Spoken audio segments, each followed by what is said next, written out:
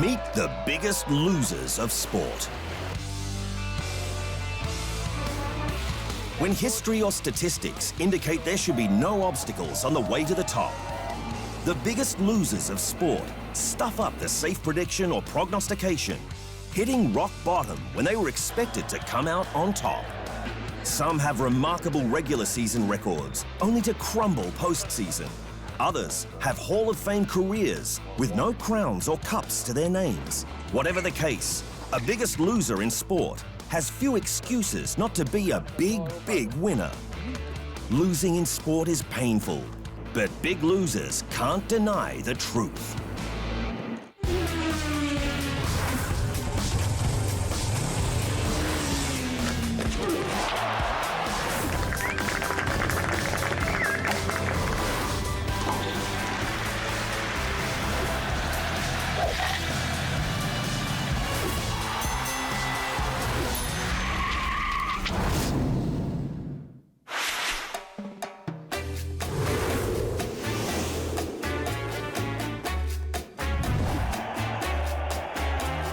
For fans who want to be able to hold their sporting heroes without the nuisance of fencing or security in the way, the time-honored tradition of collecting sports trading cards seems to do the trick. At the 2014 World Cup in Brazil, collecting the sticker form of the card became a serious business, as fans of all ages got caught up in hunting, finding, peeling off, and placing their favorite players on the pages of their sticker albums. The earliest of these cards were found as cigarette cards, which were inserted in cigarette packs as a means to protect the contents. Once they printed athletes and their stats on them, the trading card was born. One of the greatest finds in the history of the hobby happened in 2016. A family was combing through the possessions of their great-grandfather, and at the bottom of a crumpled paper bag, beneath some postcards and other paper goods, these 7 cards were found clustered together face down at the very base of the bag. What makes finding 7 baseball cards so special? They were of legendary baseballer Ty Cobb, printed between 1909 and 1911, and worth a combined $1 million. The find made one family a winner, but in many ways, Cobb remains one of baseball's biggest losers. Because while he dominated his era, winning 14 batting championships, his Detroit Tigers lost in 3 consecutive World Series appearances from 1907 to 1909. Regarded as the game's greatest ever hitter, the man known as the Georgia Peach was also one of its most disturbed. In legend, I am a sadistic, slashing, swashbuckling despot who waged war in the guise of sport, he wrote shortly before his death.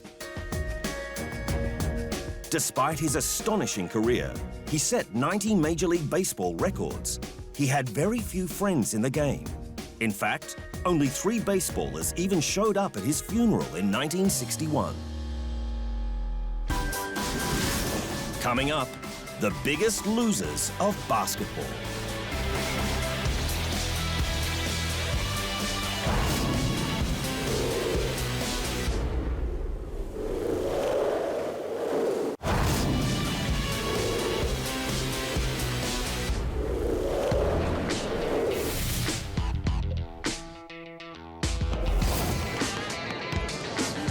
In American sport, the regular season is a long, grueling, and sometimes drawn-out exercise in athletic and mental stamina, in an attempt to finish high enough in the standings to enter the postseason, where, as they say, the games really matter. Nonetheless, the regular season is also a time when teams develop habits that, if they're winning ones, can take them all the way to the promised land. It's rare for a team to dominate the year and not continue the trend in the playoffs. In the NBA, for example, the teams with the best 4 records up to 2015, the 1996 and 97 Chicago Bulls, the 1972 Los Angeles Lakers, and the 1967 Philadelphia 76ers all went on to win the NBA title. But then 2016 came along, and the Golden State Warriors changed all that. Winning the NBA championship is something that there's 450 guys every single year that suit up, and that's their dream. There's legends in this game that have played for years and years at a very high level that just weren't able to get to the very top and win an NBA championship. The 2014-15 campaign was a dream one for Golden State. For one, point guard Steph Curry became the NBA's three-point king, breaking his own regular season record for buckets from downtown. In fact, Curry averaged 23.8 points, 7.7 assists, and 2 steals per game, earning him a unanimous nod as the NBA's most valuable player. I looked at the list of everybody who's won an MVP before, the legends, guys that their name are household names and they jump off the page, and to be the first unanimous MVP award winner is something that I don't even know how to put into words. The season ended with the Warriors winning their first NBA title since 1975. We got to celebrate this trophy like it's no tomorrow, man. This is an unbelievable experience. We deserve this. This is amazing. But the cool thing about it is we're going to suit up in 3 more months and try to do it again. Opening night to the start of the 2015-16 season, and expectations were rightfully sky high. They responded by beating their first 4 opponents by a record margin of a combined 100 points. For us being the champs and coming back and starting the way we did this year and then finding different ways to win, that's how we got a 6-7 wins last year in the championship.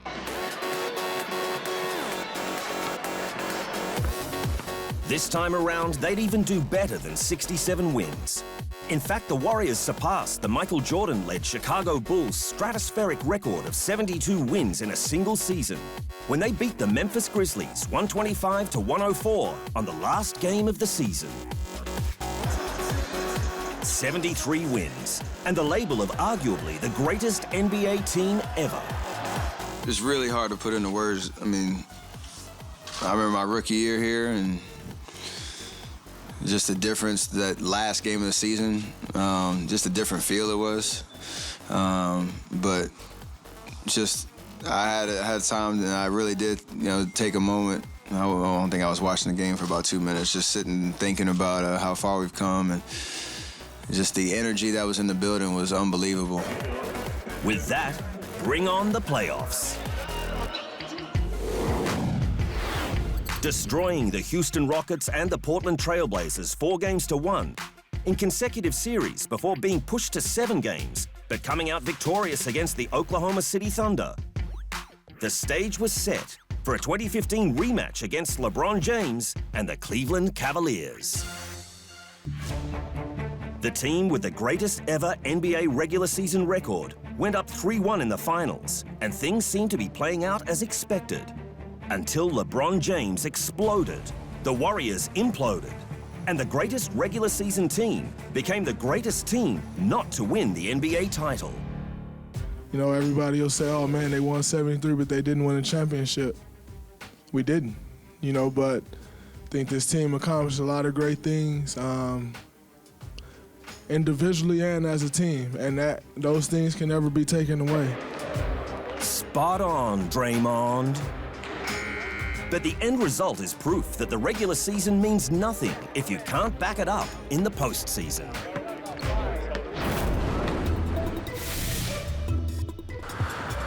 It's obvious this is the Springfield he was referring to. After a debate that spanned over 2 decades, The Simpsons creator Matt Groening finally revealed that Springfield, Oregon was the Springfield the animated sitcom calls home. Number one, he's from Oregon. And number two, some of the things that he had, not so much the characters, even though we get them down here, some of the places like the mill and all that was pretty obvious. But for NBA players, there's another Springfield that they dream of calling home once their careers have ended. Springfield, Massachusetts, home of the Naismith Memorial Basketball Hall of Fame. This is the place where the greatest names to ever play the game are revered and remembered forever, even if not all of them have won an NBA championship. The biggest losers of NBA's Hall of Fame include Elgin Baylor, the acrobatic 11-time All-Star, who appeared in 8 NBA Finals with the Minneapolis Los Angeles Lakers, never winning one of them. Another 11-time All-Star, Charles Barkley, reinvented the power forward position, but never took home the title, although he can console himself with 2 Olympic gold medals. Reggie, how's it feel? Gold! Reggie Miller, Barkley's teammate at the 1996 Atlanta Games, is another big talent who never won the big title in the NBA. Once the league's three-point king before Ray Allen and Steph Curry came along, the 5-time All-Star scored 25,279 points in an illustrious career that included scoring 8 points in just 8.9 seconds in a playoff game. The dynamic duo of John Stockton and Karl the Mailman Malone tormented the opposition during their time in Utah with the Jazz. Stockton ended his career a 10-time NBA All-Star and record holder in assists and steals, while Malone was a 14-time NBA All-Star and finished second on the all-time scoring list with 36,928 points. And then there's Allen Iverson. The 11-time All-Star won the NBA MVP award in 2001 and lived a volatile life off the court, but on it, he was electrifying. In a game looking for new life after Michael Jordan retired, the man known as The Answer saved the sport from being dominated by its big men, all while bringing street ball to the masses. I'm a product of Michael Jordan, Isaiah Thomas, Magic Johnson, Charles Barkley, Shaquille O'Neal, all of the guys that paved the way for us, man. But thanks to his sublime exploits, the 4-time scoring champion is rightfully considered a legend amongst those legends. Honestly, man, in high school, I always hoped to be a Sixer. I was hoping that, at the time, Iverson was such a force. After the break, the biggest losers of the world game.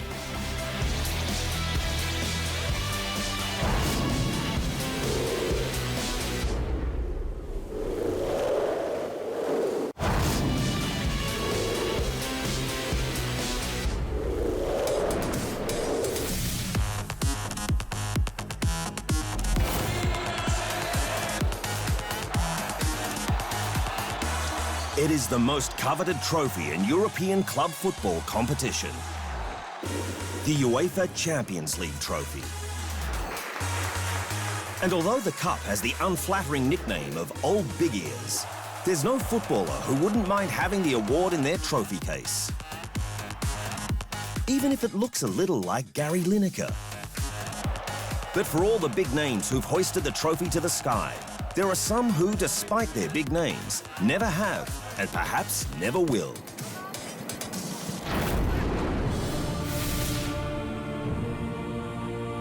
He is their Roman god, a gladiator of mythical proportions. There's the Colosseum, St. Peter's Basilica, and Francesco Totti. Francesco Totti walks the streets of the Eternal City, their eternal king. Born and raised in Rome, he's made players and fans of Italian football fall to their feet in adoration. He's a unique player, extremely strong. He's truly capable of anything. He's a simple guy. It's a pleasure to play with him every day. He's someone who's open. He speaks with everyone. He's still amazing. Sometimes he does things technically that are incredible. He is definitely the most important in Rome's history and one of the best in Italy. He deserves to be respected. An offensive mastermind who's never relinquished his knack for the unexpected. Totti's game is one of sublime vision and technique, a perfect combination for a man who isn't getting any younger. The Roman-born and bred attacking midfielder has spent his entire career in the nation's capital, winning the Serie A title in 2001 and 2 Italian Cups between his arrival with the senior side in 1992 and 2016.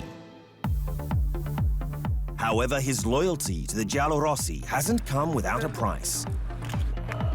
Because for all the adulation at home, there's one trophy he hasn't been able to claim, the coveted Champions League. I hope to reach as far as possible in the competition.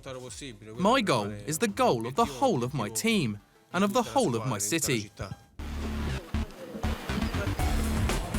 Without a Champions League title, Totti has sometimes struggled to find the same acclaim he garners at home. Also because he's never left home.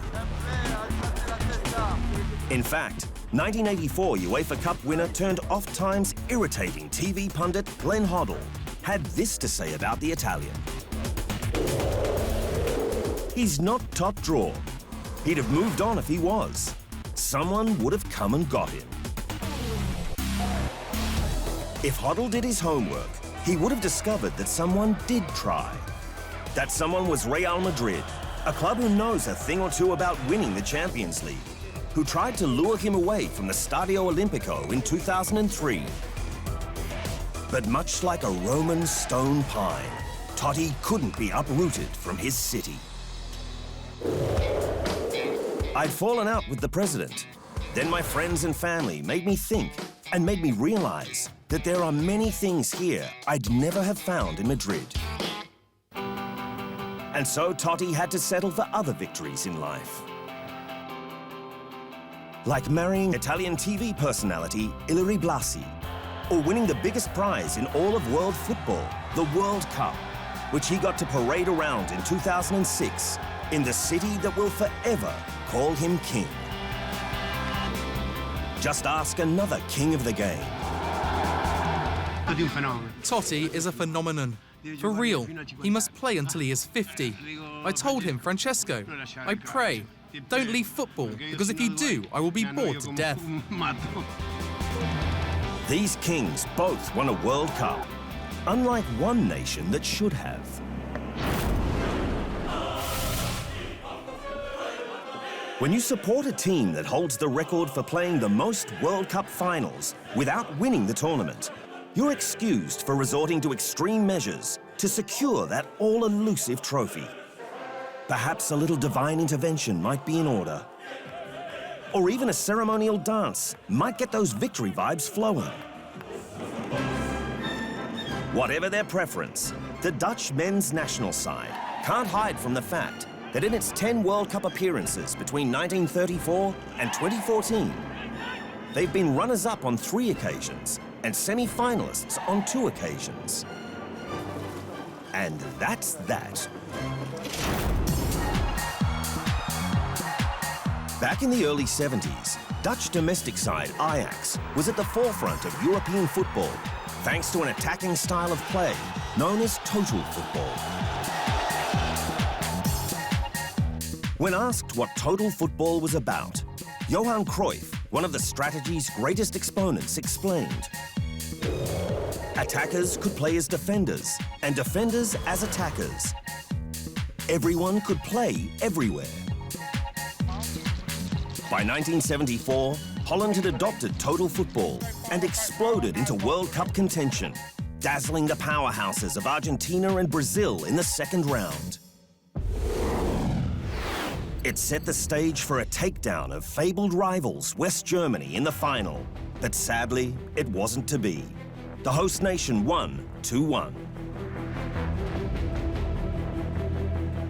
The team would make it to the final once more as firm favourites in 1978, but fell at the final hurdle in a 3-1 loss to another host nation in Argentina. It wouldn't be until the 1988 European Championship that the team would finally taste success under total football architect, manager Rinus Michels. But reports of bad blood in the camp saw them fall short in the World Cups that followed. Case in point was the bespectacled midfielder Edgar Davids being thrown out of the Dutch squad in 1996 for saying in a radio interview, Hiddink should stop putting his head in some players' behinds. 10 years later at the World Cup in Germany, goalkeeper Edwin van der Sar felt a special ingredient was needed to get his team over the line. If the atmosphere is right in the hotel and the food is good, the television is okay, you got internet, so it's important not only the training but also the other things outside the pitch is okay, then you get a good chance that that atmosphere is good. The atmosphere was good, but the result was the same. Despite entering the competition, the world's third-ranked team, Holland lost to Portugal in the round of 16. In 2010, the Netherlands would have another chance at football's biggest prize, in South Africa this time, after the team came from behind to win the semi-final against Brazil. But in the final against Spain, it all went horribly wrong. The team received 9 yellow cards in a monumental brain fade that saw them lose 1-0 in extra time. 4 years later only added to the World Cup heartbreak, losing to their finals foes from 1978, Argentina, this time in the semis on penalties.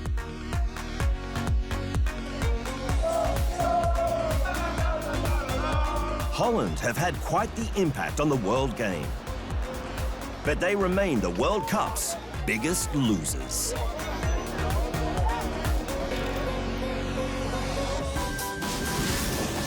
Still to come, biggest losers of the Olympic Games.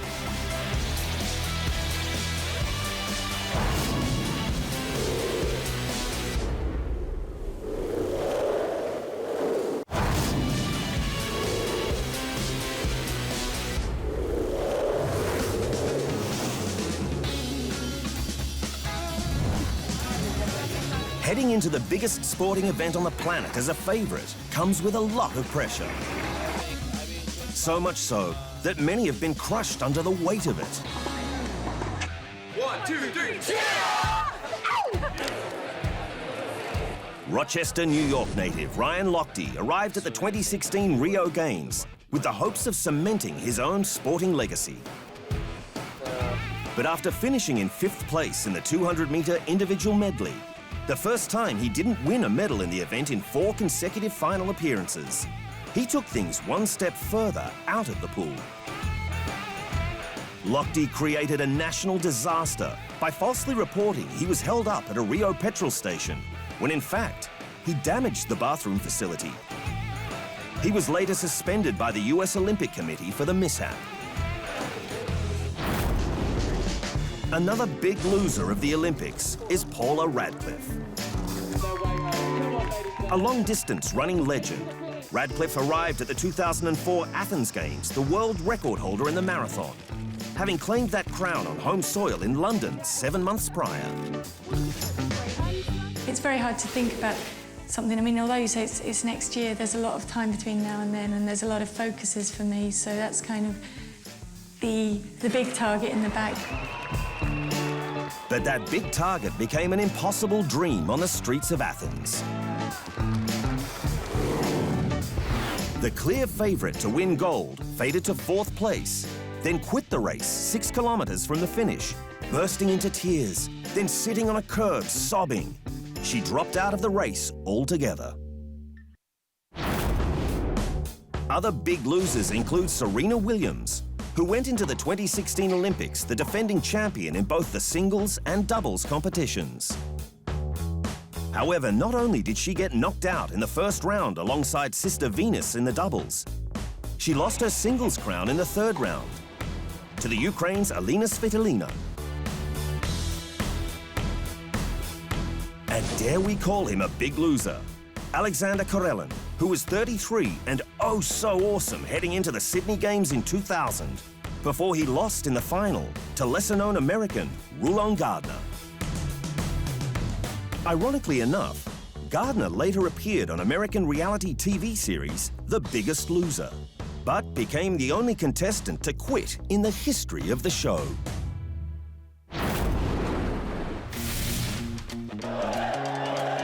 Let's be honest, calling any of these athletes big losers is a little exaggerated. Because they are all champions in their sports, having worked harder than everyone else to get there. In fact, seen in this light, perhaps being called the biggest loser is actually a compliment in disguise, as only perfection is expected. So, congratulations, you big losers. And that's the truth.